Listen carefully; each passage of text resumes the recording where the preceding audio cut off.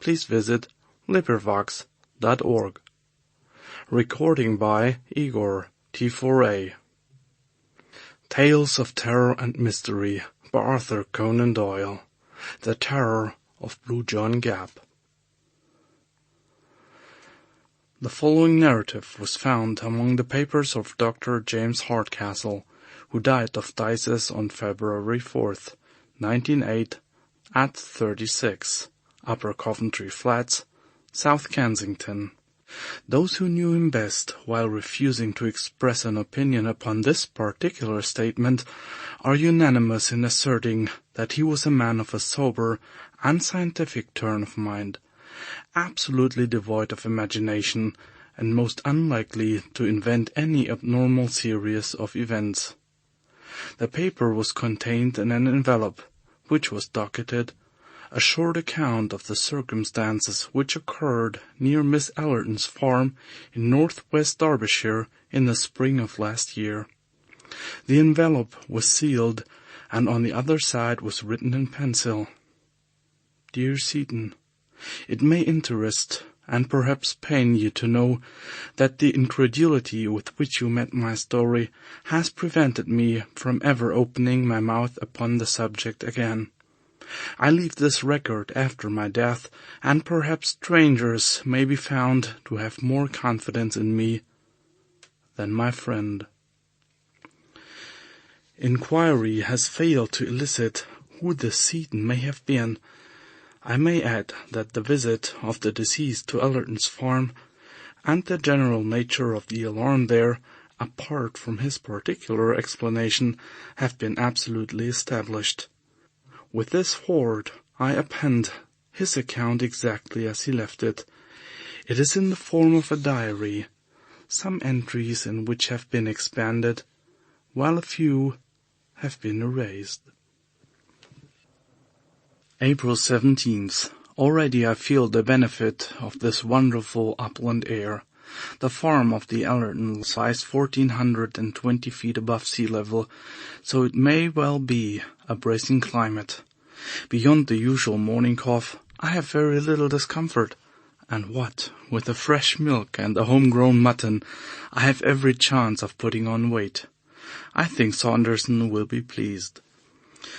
The two Miss Allertons are charmingly quaint and kind, two dear little hard-working old maids, who are ready to lavish all the heart which might have gone out to husband and to children upon an invalid stranger. Truly, the old maid is a most useful person, one of the reserve forces of the community. They talk of the superfluous woman, but what would the poor superfluous men do without her kindly presence? By the way, in their simplicity, they very quickly let out the reason why Saunderson recommended their farm. The professor rose from the ranks himself, and I believe that in his youth he was not above scaring crows in these very fields. It is a most lonely spot, and the walks are picturesque in the extreme. The farm consists of grazing land, lying at the bottom of an irregular valley. On each side are fantastic limestone hills, formed of rock so soft that you can break it away with your hands. All this country is hollow. Could you strike it with some gigantic hammer, it would boom like a drum, or possibly cave in altogether, and expose some huge subterranean sea. A great sea there surely must be, for on all sides the stream run into the mountain itself, never to reappear. There are gaps everywhere amid the rocks, and when you pass through them you find yourself in great caverns, which wind down into the bowels of the earth.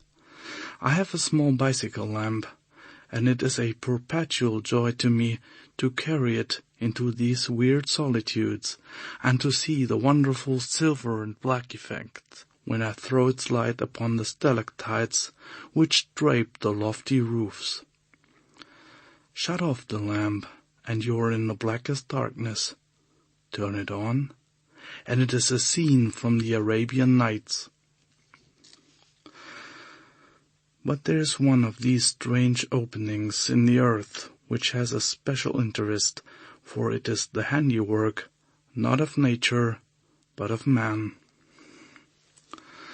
I had never heard of Blue John when I came to these parts.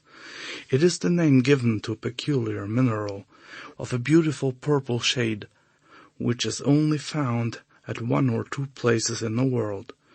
It is so rare that an ordinary vase of Blue John would be valued at a great price. The Romans, with that extraordinary instinct of theirs, discovered that it was to be found in this valley, and sank a horizontal shaft deep into the mountain side. The opening of their mine has been called Blue John Gap, a clean-cut arch in the rock, the mouth all overgrown with bushes. It is a goodly passage which the Roman miners have cut, and it intersects some of the great water-worn caves, so that if you enter Blue John Gap, you would do well to mark your steps and to have good store of candles, or you may never make your way back to the daylight again. I have not yet gone deeply into it, but this very day I stood at the mouth of the arched tunnel, and peering down into the black recesses beyond, I vowed that when my health returned, I would devote some holiday to exploring those mysterious depths, and finding out for myself how far the Roman had penetrated into the Derbyshire hills. Strange how superstitious these countrymen are. I should have thought better of young Armitage, for he is a man of some education and character, and a fine fellow for his station in life. I was standing at the Blue John Gap when he came across the field to me. "Well, doctor," he said, "you are not afraid anyhow." "Afraid?" I answered. "Afraid of what?" "Of it," said he, with a jerk of his thumb towards the black vault, "of the terror that lives in the Blue John cave." How absurdly easy it is for a legend to arise in a lonely countryside. I examined him as to the reasons for his weird belief. It seems that from time to time sheep have been missing from the fields, carried bodily away according to Armitage. That they could have wandered away of their own accord and disappeared among the mountains was an explanation to which he would not listen. On one occasion a pool of blood had been found, and some tufts of wool. That also, I pointed out, could be explained in a perfectly natural way. Further, the nights upon which sheep disappeared were invariably very dark, cloudy nights with no moon. This I met with the obvious retort that those were the very nights which a commonplace sheep-stealer would naturally choose for his work. On one occasion a gap had been made in a wall, and some of the stones scattered for a considerable distance. Human agency, again, in my opinion. Finally Armitage clinched all his arguments by telling me that he had actually heard the creature. Indeed, that anyone could hear it who remained long enough at the gap. It was a distant roaring of an immense volume. I could not but smile at this, knowing, as I do, the strange reverberations which come out of an underground water system running amid the chasms of a limestone formation. My incredulity annoyed Armitage so that he turned and left me with some abruptness. And now comes the queer point about the whole business. I was still standing near the mouth of the cave, turning over in my mind the various statements of Armitage, and reflecting how readily they could be explained away, when suddenly, from the depth of the tunnel beside me, there issued a most extraordinary sound. How shall I describe it? First of all, it seemed to be a great distance away, far down in the bowels of the earth. Secondly, in spite of this suggestion of distance, it was very loud. Lastly, it was not a boom nor a crash, such as one would associate with falling water or tumbling rock, but it was a high whine, tremulous and vibrating, almost like the whinnying of a horse. It was certainly a most remarkable experience, and one which for a moment, I must admit, gave a new significance to Armitage's words. I waited by the Blue John Gap for half an hour or more, but there was no return of the sound, so at last I wandered back to the farmhouse, rather mystified by what had occurred. Decidedly, I shall explore that cavern when my strength is restored. Of course, Armitage's explanation is too absurd for discussion, and yet that sound was certainly very strange. It still rings in my ears as I write. April 20th. In the last 3 days, I have made several expeditions to the Blue John Gap, and have even penetrated some short distance, but my bicycle lantern is so small and weak that I dare not trust myself very far. I shall do the thing more systematically. I have heard no sound at all, and could almost believe that I had been the victim of some hallucination suggested, perhaps by Armitage's conversation. Of course, the whole idea is absurd, and yet I must confess that those bushes at the entrance of the cave do present an appearance as if some heavy creature had forced its way through them. I begin to be keenly interested. I have said nothing to the Miss Allertons, for they are quite superstitious enough already, but I have bought some candles, and mean to investigate for myself. I observed this morning that among the numerous tufts of sheep's wool which lay among the bushes near the cavern, there was one which was smeared with blood. Of course, my reason tells me that if sheep wander into such rocky places, they are likely to injure themselves, and yet somehow that splash of crimson gave me a sudden shock, and for a moment I found myself shrinking back in horror from the old Roman arch. A fetid breath seemed to ooze from the black depth into which I peered. Could it indeed be possible that some nameless thing, some dreadful presence, was lurking down yonder? I should have been incapable of such feelings in the days of my strength, but one grows more nervous and fanciful when one's health is shaken. For the moment I weakened in my resolution, and was ready to leave the secret of the old mine, if one exists, forever unsolved. But tonight my interest has returned, and my nerves grown more steady. Tomorrow I trust that I shall have gone more deeply into this matter. April 22nd. Let me try and set down as accurately as I can my extraordinary experience of yesterday. I started in the afternoon and made my way to the Blue John Gap. I confess that my misgivings returned as I gazed into its depth, and I wished that I had brought a companion to share my exploration. Finally, with a return of resolution, I lit my candle, pushed my way through the briars, and descended into the rocky shaft. It went down at an acute angle for some 50 feet, the floor being covered with broken stone. Thence there extended a long straight passage, cut in the solid rock.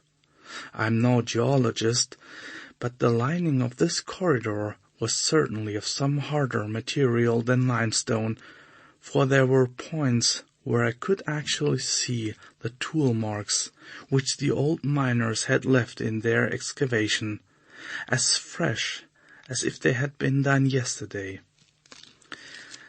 Down the strange old-world corridor I stumbled, my feeble flame throwing a dim circle of light around me, which made the shadows beyond the more threatening and obscure. Finally I came to a spot where the Roman tunnel opened into a water-worn cavern. a huge hall hung with long white icicles of lime deposit. From this central chamber I could dimly perceive that a number of passages, worn by the subterranean streams, wound away into the depth of the earth. I was standing there, wondering whether I had better return or whether I dare venture farther into this dangerous labyrinth, when my eyes fell upon something at my feet, which strongly arrested my attention. The greater part of the floor of the cavern was covered with boulders of rock or with hard incrustations of lime, but at this particular point there had been a drip from the distant roof, which had left a patch of soft mud. In the very center of this there was a huge mark, an ill-defined blotch, deep, broad, and irregular, as if a great boulder had fallen upon it. No loose stone lay near, however, nor was there anything to account for the impression. It was far too large to be caused by any possible animal, and besides, there was only the one, and the patch of mud was of such a size that no reasonable stride could have covered it.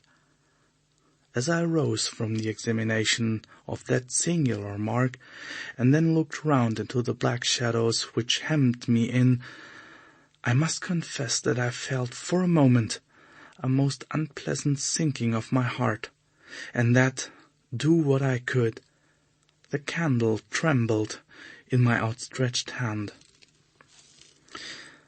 I soon recovered my nerve, however, when I reflected how absurd it was to associate so huge and shapeless a mark with the track of any known animal. Even an elephant could not have produced it. I determined, therefore, that I would not be scared by vague and senseless fears from carrying out my exploration. Before proceeding, I took good note of a curious rock formation in the wall by which I could recognize the entrance of the Roman tunnel. The precaution was very necessary, for the great cave, so far as I could see, was intersected by passages. Having made sure of my position and reassured myself by examining my spare candles and my matches, I advanced slowly over the rocky and uneven surface of the cavern. And now I come to the point where I met with such sudden and desperate disaster. A stream, some 20 feet broad, ran across my path, and I walked for some little distance along the bank to find a spot where I could cross dry shod. Finally I came to a place where a single flat boulder lay near the center, which I could reach in a stride. As it chanced, however, the rock had been cut away and made top-heavy by the rush of the stream, so that it tilted over as I landed on it, and shot me into the ice-cold water. My candle went out, and I found myself floundering about in utter and absolute darkness. I staggered to my feet again, more amused than alarmed by my adventure. The candle had fallen from my hand and was lost in the stream, but I had 2 others in my pocket, so that it was of no importance. I got one of them ready and drew out my box of matches to light it. Only then did I realize my position. The box had been soaked in my fall into the river.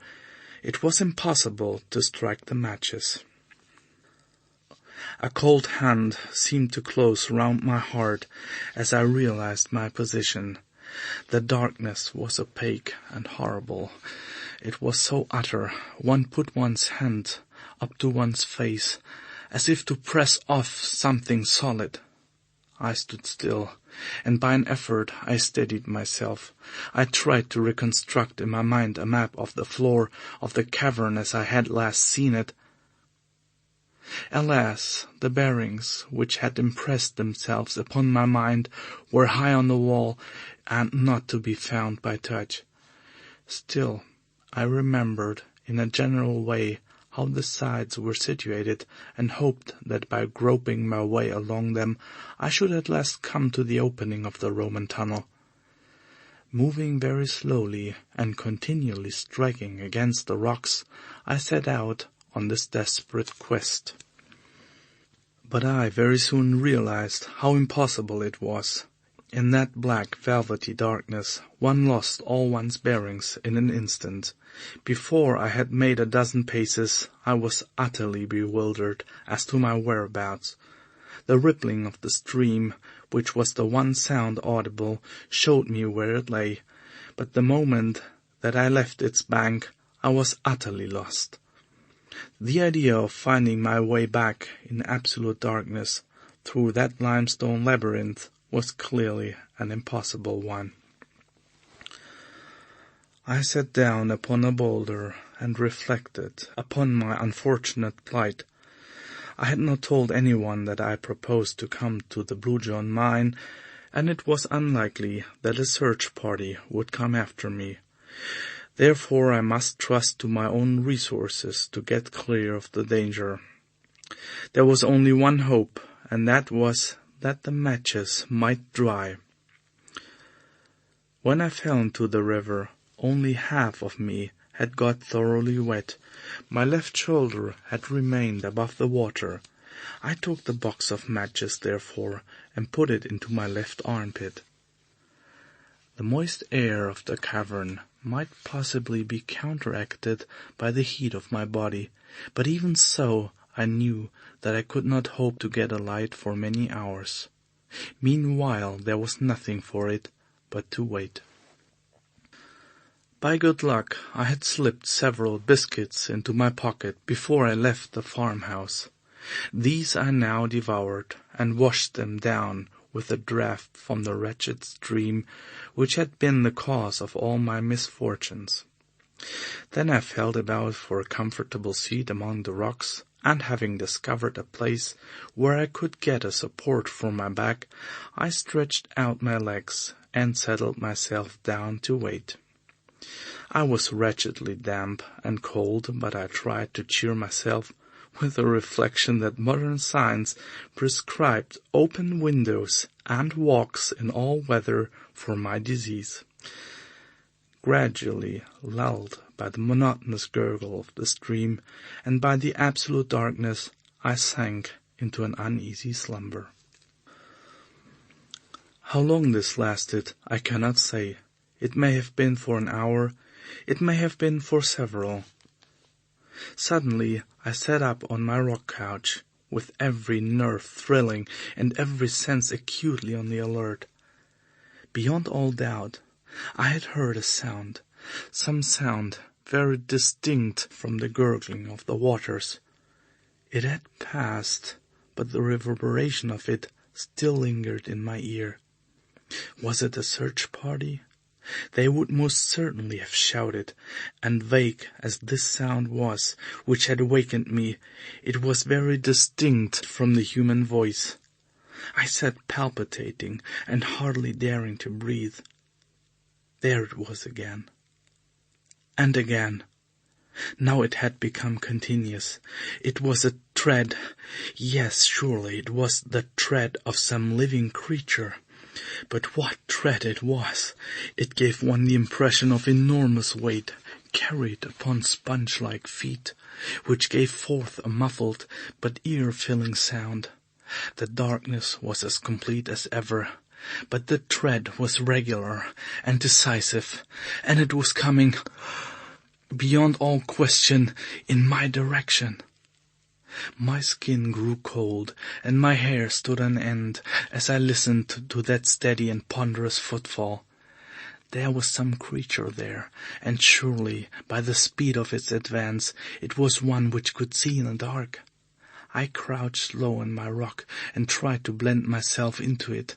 The steps grew nearer still, then stopped, and presently I was aware of a loud lapping and gurgling. The creature was drinking at the stream.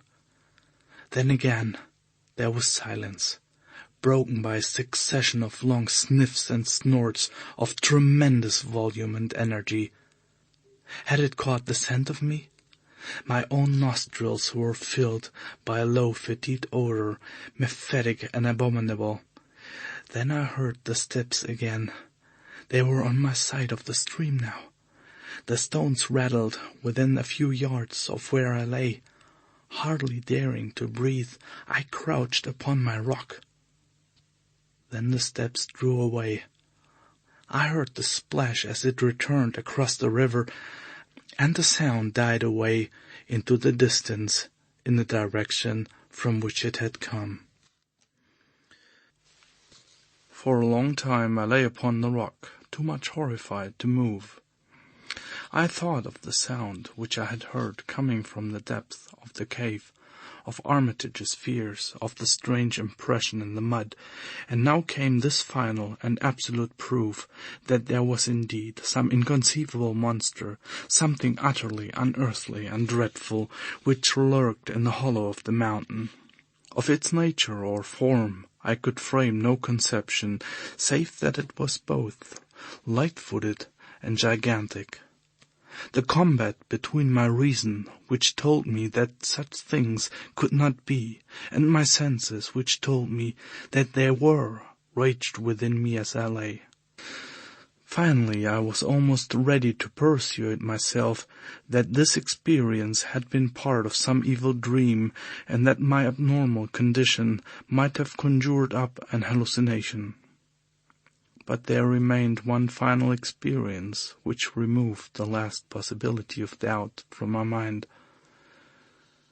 I had taken my matches from my armpit and felt them. They seemed perfectly hard and dry. Stooping down into a crevice of the rocks, I tried one of them. To my delight, it took fire at once. I lit the candle and, with a terrified backward glance into the obscure depth of the cavern, I hurried in the direction of the Roman passage. As I did so, I passed the patch of mud on which I had seen the huge imprint. Now I stood astonished before it, for there were 3 similar imprints upon its surface, enormous in size, irregular in outline, of a depth which indicated the ponderous weight which had left them. Then a great terror surged over me. Stooping and shading my candle with my hand, I ran in a frenzy of fear to the rocky archway, hastened up it, and never stopped until, with weary feet and panting lungs, I rushed up the final slope of stones, broke through the tangle of briars, and flung myself exhausted upon the soft grass, under the peaceful light of the stars. It was 3 a.m. when I reached the farmhouse, and today I am all unstrung and quivering after my terrific adventure.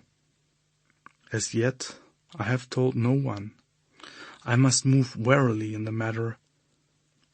What would the poor lonely women or the uneducated yokels here think of it, if I were to tell them my experience?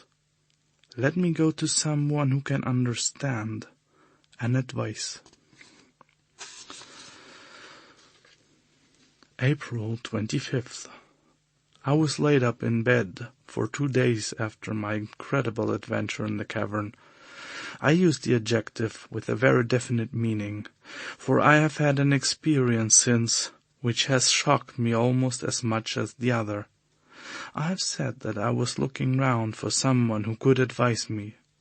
There's a Dr. Mark Johnson, who practices a few miles away, to whom I had a note of recommendation from Professor Saunderson.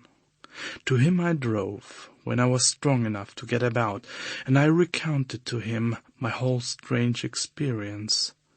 He listened intently and then carefully examined me, paying special attention to my reflexes and to the pupils of my eyes.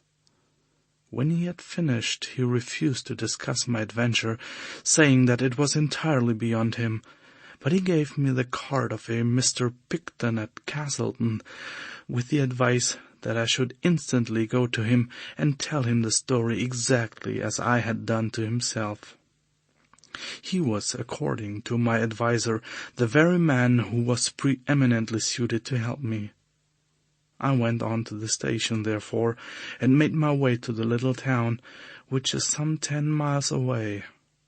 Mr. Picton appeared to be a man of importance, as his breastplate was displayed upon the door of a considerable building on the outskirts of the town. I was about to ring his bell, when some misgiving came into my mind, and crossing to a neighboring shop, I asked the man behind the counter if he could tell me anything of Mr. Picton. "Why," said he, "he's the best met doctor in Derbyshire, and yonder is his asylum."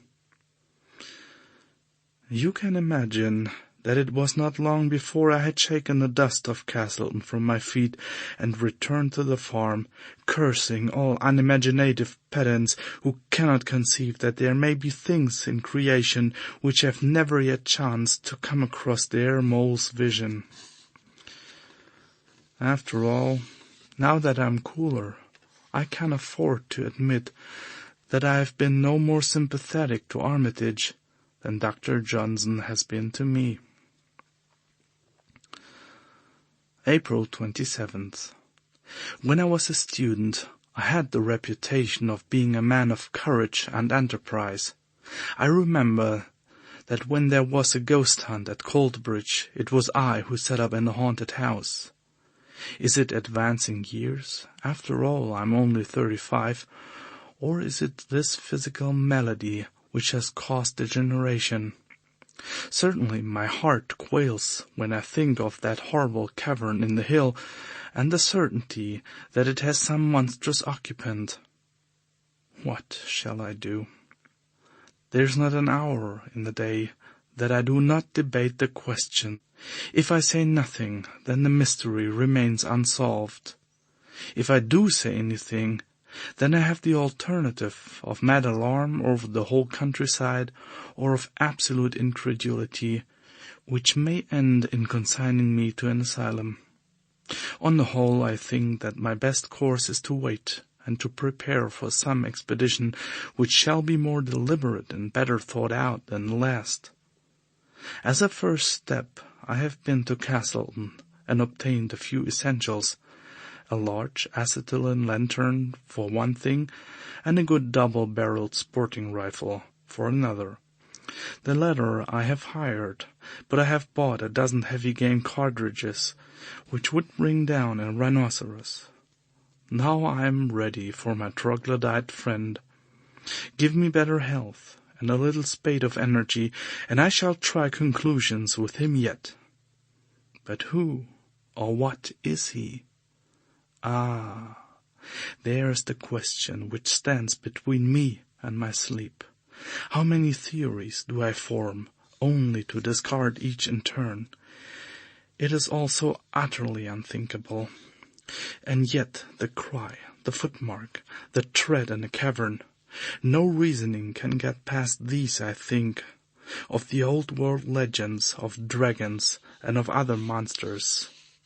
Were they, perhaps, not such fairy tales as we have thought? Can it be that there's some fact which underlies them? And am I, of all mortals, the one who is chosen to expose it? May 3rd. For several days I have been laid up by the vagaries of an English spring, and during those days there have been developments, the true and sinister meaning of which no one can appreciate, save myself. I may say that we have had cloudy and moonless nights of late, which, according to my information, were the seasons upon which sheep disappeared. Well, sheep have disappeared. 2 of Miss Allerton's, 1 of old Pearson's of the catwalk, and 1 of Mrs. Smolton's. 4 in all during 3 nights. No traces left of them at all, and the countryside is buzzing with rumors of gypsies and of sheep-stealers. But there's something more serious than that. Young Armitage has disappeared also. He left his moorland cottage early on Wednesday night, and has never been heard of since. He was an unattached man, so there's less sensation than would otherwise be the case. The popular explanation is that he owes money and has found a situation in some other part of the country whence he will presently write for his belongings. But I have grave misgivings. Is it not much more likely that the recent tragedy of the sheep has caused him to take some steps which may have ended in his own destruction? He may, for example, have lain in wait for the creature and had been carried off by it into the recesses of the mountains. What an inconceivable fate for a civilized Englishman of the 20th century! And yet I feel that it is possible, and even probable. But in that case, how far am I answerable both for his death and for any other mishap which may occur? Surely, with the knowledge I already possess, it must be my duty to see that something is done, or if necessary, to do it myself. It must be the latter, for this morning I went down to the local police station and told my story. The inspector entered it all in a large book and bowed me out with commendable gravity, but I heard a burst of laughter before I had got down the garden path. No doubt he was recounting my adventure to his family. June 10th. I am writing this, propped up in bed, 6 weeks after my last entry in this journal. I have gone through a terrible shock, both to mind and body, arising from such an experience as has seldom befallen a human being before. But I have attained my end. The danger from the terror which dwelt in the Blue John Gap has passed, never to return. Thus much, at least, I, a broken invalid, have done for the common good. Let me now recount what occurred as clearly as I may. The night of Friday, May 3rd, was dark and cloudy, the very night for the monster to walk. About 11 o'clock I went from the farmhouse with my lantern and my rifle, having first left a note upon the table of my bedroom in which I said that, if I were missing, search should be made for me in the direction of the gap. I made my way to the mouth of the Roman shaft, and, having perched myself among the rocks close to the opening, I shut off my lantern and waited patiently, with my loaded rifle ready to my hand. It was a melancholy vigil. All down the winding valley I could see the scattered lights of the farmhouses, and the church clock of Chapel le Dale, tolling the hours, came faintly to my ears. These tokens of my fellow men served only to make my position seem the more lonely, and to call for a greater effort to overcome the terror which tempted me continually to get back to the farm and abandon forever this dangerous quest. And yet there lies, deep in every man, a rooted self-respect, which makes it hard for him to turn back from that which he had once undertaken. This feeling of personal pride was my salvation now, and it was that alone which held me fast when every instinct of my nature was dragging me away. I am glad now that I had the strength, in spite of all that it has cost me. My manhood is at least above reproach. 12 o'clock struck in a distant church, then 1, then 2. It was the darkest hour of the night. The clouds were drifting low, and there was not a star in the sky. An owl was hooting somewhere among the rocks, but no other sound, save the gentle sough of the wind, came to my ears. And then suddenly I heard it. From far away down the tunnel came those muffled steps, so soft and yet so ponderous. I heard also the rattle of stones as they gave way under the giant tread. They drew near. They were close upon me. I heard the crashing of the bushes round the entrance, and then dimly through the darkness I was conscious of the loom of some enormous shape, some monstrous inchoate creature passing swiftly and very silently out from the tunnel. I was paralyzed with fear and amazement.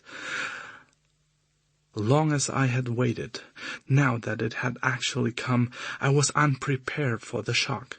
I lay motionless and breathless, whilst the great dark mass whisked by me and was swallowed up in the night. But now I nerved myself for its return. No sound came from the sleeping countryside to tell of the horror which was loose. In no way could I judge how far off it was, what it was doing, or when it might be back.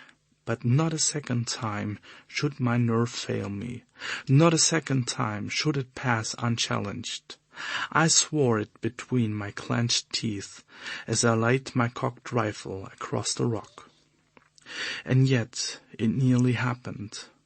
There was no warning of approach now as the creature passed over the grass. Suddenly, like a dark, drifting shadow, the huge bulk loomed up once more before me, making for the entrance of the cave. Again came that paralysis of volition which held my crooked forefinger impotent upon the trigger. But with a desperate effort I shook it off, even as the brushwood rustled and the monstrous beast blended with the shadow of the gap. I fired at the retreating form. In the blaze of the gun I caught a glimpse of a great shaggy mass, something with rough and bristling hair of a withered grey colour, fading away to white in its lower parts, the huge body supported upon short, thick, curving legs. I had just that glance, and then I heard the rattle of the stones as the creature tore down to its burrow. In an instant, with a triumphant revulsion of feeling, I had cast my fears to the wind, and uncovering my powerful lantern with my rifle in my hand, I sprang down from my rock and rushed after the monster down the old Roman shaft. My splendid lamp cast a brilliant flood of vivid light in front of me, very different from the yellow glimmer which had aided me down the same passage only 12 days before. As I ran, I saw the great beast lurching along before me, its huge bulk filling up the whole space from wall to wall. Its hair looked like coarse faded oakum, and hung down in long dense masses, which swayed as it moved. It was like an enormous unclipped sheep in its fleece, but in size it was far larger than the largest elephant, and its breadth seemed to be nearly as great as its height. It fills me with amazement now to think that I should have dared to follow such a horror into the bowels of the earth. But when one's blood is up, and when one's quarry seems to be flying, the old primeval hunting spirit awakes, and prudence is cast to the wind. Rifle in hand, I ran at the top of my speed upon the trail of the monster. I had seen that the creature was swift. Now I was to find out, to my cost, that it was also very cunning. I had imagined that it was in panic flight, and that I had only to pursue it. The idea that it might turn upon me never entered my excited brain. I have already explained that the passage down which I was racing opened into a great central cave. Into this I rushed, fearful lest I should lose all trace of the beast. But he had turned upon his own traces, and in a moment we were face to face. That picture, seen in the brilliant white light of the lantern, is etched forever upon my brain. He had reared up on his hind legs as a bear would do, and stood above me, enormous, menacing, such a creature as no nightmare had ever brought to my imagination. I have said that he reared like a bear, and there was something bear-like, if one could conceive a bear which was tenfold the bulk of any bear seen upon earth. in his whole pose and attitude, in his great crooked forelegs with their ivory white claws, in his rugged skin, and in his red gaping mouth fringed with monstrous fangs. Only in one point did he differ from the bear, or from any other creature which walks the earth, and even at that supreme moment a shudder of horror passed over me as I observed that the eyes which glistened in the glow of my lantern were huge projecting bulbs, white and sightless. For a moment his great paw swung over my head. The next he fell forward upon me. I and my broken lantern crashed to the earth, and I remember no more. When I came to myself, I was back in the farmhouse of the Allertons. 2 days had passed since my terrible adventure in the Blue John Gap. It seems that I had lain all night in the cave, insensible from concussion of the brain, with my left arm and 2 ribs badly fractured. In the morning my note had been found, a search party of 12 farmers assembled, and I had been tracked down and carried back to my bedroom, where I had lain in high delirium ever since. There was, it seems, no sign of the creature, and no bloodstain which would show that my bullet had found him as he passed. Save for my own plight and the marks upon the mud, there was nothing to prove that what I said was true. 6 weeks have now elapsed, and I am able to sit out once more in the sunshine. Just opposite me is the steep hillside, grey with shaly rock, and yonder on its flank is the dark cleft which marks the opening of the Blue John Gap. But it is no longer a source of terror. Never again through that ill-omened tunnel shall any strange shape flit out into the world of men. The educated and the scientific, the Dr. Johnsons and the like, may smile at my narrative, but the poorer folk of the countryside had never a doubt as to its truth. On the day after my recovering consciousness, they assembled in their hundreds round the Blue John Gap. As the Castleton Courier said, it was useless for our correspondent or for any of the adventurous gentlemen who had come from Matlock, Buxton, and other parts to offer to descend to explore the cave to the end, and to finally test the extraordinary narrative of Dr. James Hardcastle. The country people had taken the matter into their own hands, and from an early hour of the morning they had worked hard in stopping up the entrance of the tunnel. There's a sharp slope where the shaft begins, and great boulders rolled along by many willing hands were thrust down it until the gap was absolutely sealed. So ends the episode which had caused such excitement throughout the country. Local opinion is fiercely divided upon the subject. On the one hand are those who point to Dr. Hardcastle's impaired health, and to the possibility of cerebral lesions of tubercular origin giving rise to strange hallucinations. Some idée fixe, according to these gentlemen, caused the doctor to wander down the tunnel, and a fall among the rocks was sufficient to account for his injuries. On the other hand, a legend of a strange creature in the gap has existed for some months back, and the farmers look upon Dr. Hardcastle's narrative and his personal injuries as a final corroboration. So the matter stands, and so the matter will continue to stand, for no definite solution seems to us to be now possible. It transcends human wit to give any scientific explanation which could cover the alleged facts.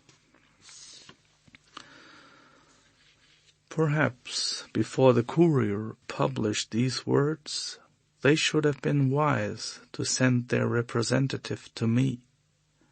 I have thought the matter out, as no one else has occasion to do, and it is possible that I might have removed some of the more obvious difficulties of the narrative, and brought it 1 degree nearer to scientific acceptance. Let me then write down the only explanation which seems to me to elucidate what I know to my cost to have been a series of facts. My theory may seem to be wildly improbable, but at least no one can venture to say that it is impossible. My view is, and it was formed, as is shown by my diary before my personal adventure, that in this part of England there is a vast subterranean lake or sea, which is fed by a great number of streams which pass down through the limestone.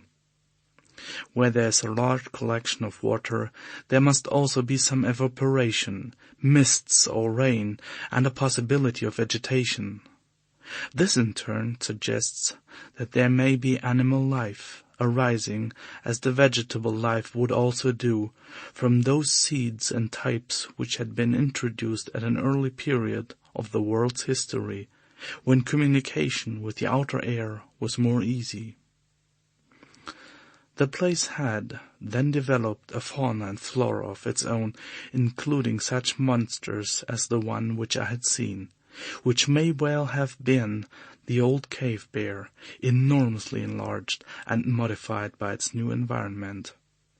For countless eons, the internal and the external creation had kept apart, growing steadily away from each other. Then there had come some rift in the depth of the mountain which had enabled one creature to wander up, and, by means of the Roman tunnel, to reach the open air. Like all subterranean life, it had lost the power of sight, but this had no doubt been compensated for by nature in other directions. Certainly, it had some means of finding its way about, and of hunting down the sheep upon the hillside. As to its choice of dark nights, it is part of my theory that light was painful to those great white eyeballs, and that it was only a pitch-black world which it could tolerate.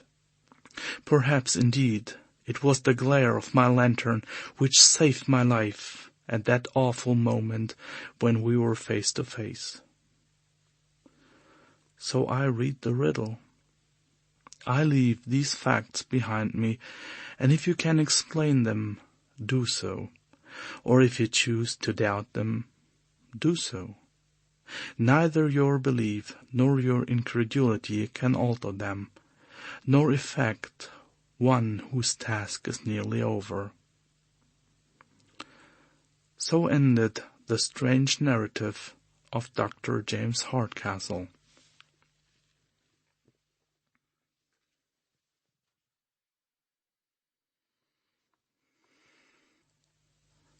End of The Terror of Blue John Gap by Arthur Conan Doyle.